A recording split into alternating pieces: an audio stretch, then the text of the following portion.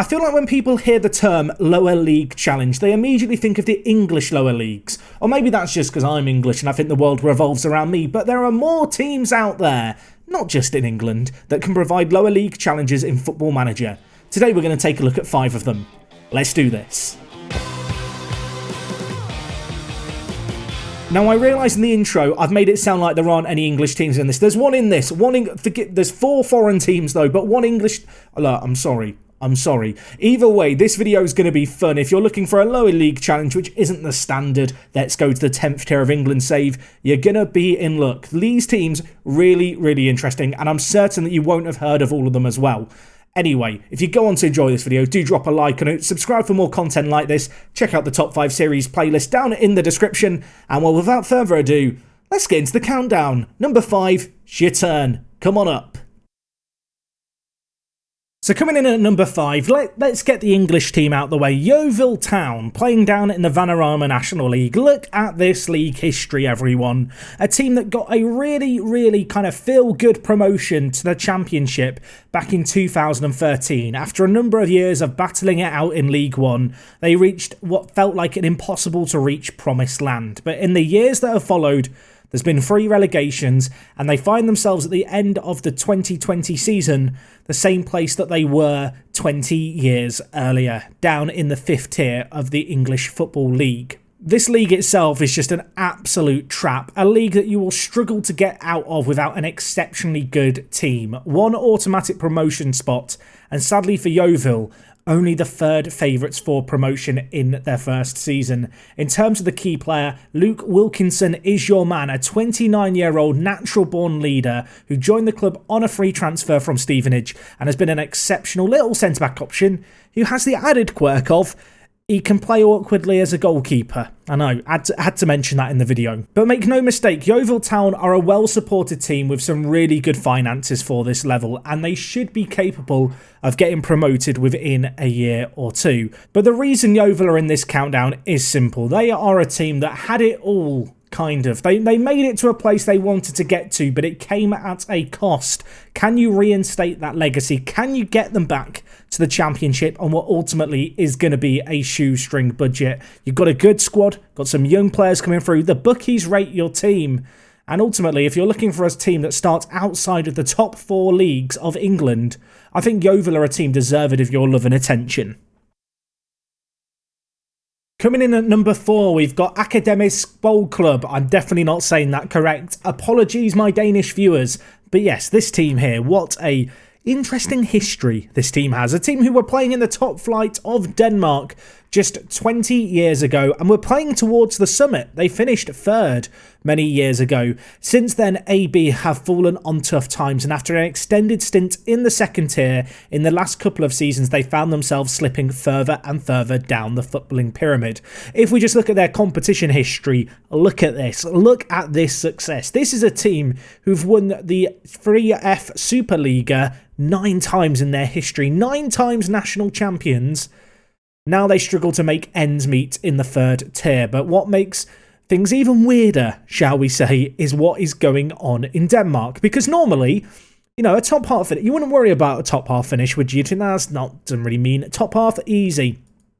In this league, it's pretty important to get top half. Yes, the 3rd tier, which is called the 2 division, is split up into 2 separate groups like this, and there's a bit of a restructure going on, everyone, so brace yourself for this. If we just go to rules, there's lots of relegation going on, lots and lots of relegation. If you finish 1st, great, you're going into tier 2. If you finish between 2nd and 6th, you get to go into the 2nd division. If you finish 7th to 10th, you go into the 3rd division, and if you finish 11th, 12th, 13th or 14th, you're going down to the non-playable leagues. This is mental. This is absolutely mental. Now, the one silver lining you have is that AB shouldn't really be getting relegated, and you have got some good little players. But in terms of us, a lower league save, I think that heading to Scandinavia is always really, really fun. Denmark is a nation that is great for building a nation, if you like those kind of save games where you're trying to up the profile of a country.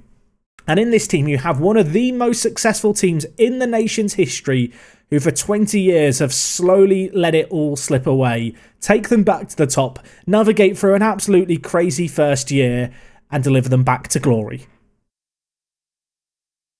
Coming in at number 3, we've got Queen's Park in Scotland, the oldest football team in the nation, a team whom have been quite a popular team amongst Football Manager players for a number of years. They used to be amateur, it was something they prided themselves on, but in November 2018 they abandoned their amateur setup to go professional. Over £1 million in the bank and playing at Hampden Park. This is a team that don't really have financial issues to speak of, but after their relegation to the Scottish League 2 a few years ago, they've struggled. This year though, expectations remain high. The media expect you to win the league. The board, they're pretty expectant too. Promotion by winning the league, the minimum aim. They want you to reach the 3rd round of the Scottish Cup. Longer term as well, Scottish Championship within a few seasons. This is a team that really expect to grow quickly, and because they start down in the 4th tier, there's plenty of promotions to go for. A team that isn't old by any means. In fact, such a young core.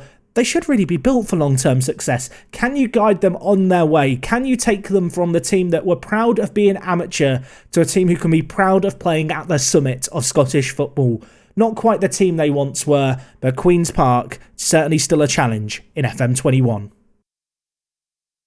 In at number 2, we have a team whom, if you watch my Twitch streams, you're going to be familiar with. It's Monopoly, everyone. Yes, this is a team I've managed in Football Manager, and therefore I can tell you now they're a really, really fun team. Last season in Serie C, they actually finished 3rd, and through the convoluted playoff process, they did ultimately fall short. But last season was their highest ever finish in their history. Yes, that's right. For a team who have been established for just over 50 years, Monopoly have never been higher than the 3rd flight of Italian football. Looking at their history, it's hardly full of trophies, but that's what makes it so appealing. In a nation that has so many leagues full of teams who have been at the top and crumbled down, Monopoly are one of those rare teams who have slowly been climbing their way up. They find themselves alongside the giants of Catania and also Palermo, some of the big household names of Italian football, and yet they do not have the budget to match. They do not have the support to match. They play at the Vito Simeone Veneziani Stadium that only holds 7,000 fans. Don't expect to see any sellouts anytime soon, but they are a team that if you want to establish a legacy with, if you want to forge a dynasty with a team who don't have the success of other teams, or maybe you're just a fan of Seagulls and their badge is pretty cool, Monopoly are a team worth checking out. It's not going to be easy, it's not going to be plain sailing, but I've managed them myself and had so much fun in the Italian Serie C, which in itself has one of the most mental playoff formats, which you're likely to become very familiar with. And finally, coming in at number 1, we've got IF Brommapojkarna. That's definitely not how you say it. They're a Swedish team, everyone. They play in the 3rd tier, and they're probably the best team you've not heard of. This is a team I might end up doing a YouTube series with. I very nearly put them in an upcoming video, which is going to be the teams with the best facilities, but I've decided to include them here. Now, you might wonder, what's unique about this team? Let's go to the facilities. They have got 20 youth recruitment. Their facilities are insane. Back in 2007, this team had the largest team in Europe in terms of youth squads and players playing under their name. Over 3,000 players represented. A team whom, well, let's be honest, they have their faith put in their youth of tomorrow. After a number of years of kind of rebounding between all the leagues, they currently languish down in the 3rd tier. And, well, when you look at their history, it's kind of crazy how much they've bounced around. An incredible team with so much potential. A lot of the best Swedish youngsters come through this team. So if you're looking for a save game where you want to, focus on youth, maybe you want to only sign domestic players, or perhaps you're looking to build a nation, I don't think it gets better than this. I'm just going to hold my hands up and say I think this is such a cool team to manage that I can't recommend enough. You can see in their youth candidates, the number of young players just continues to overflow.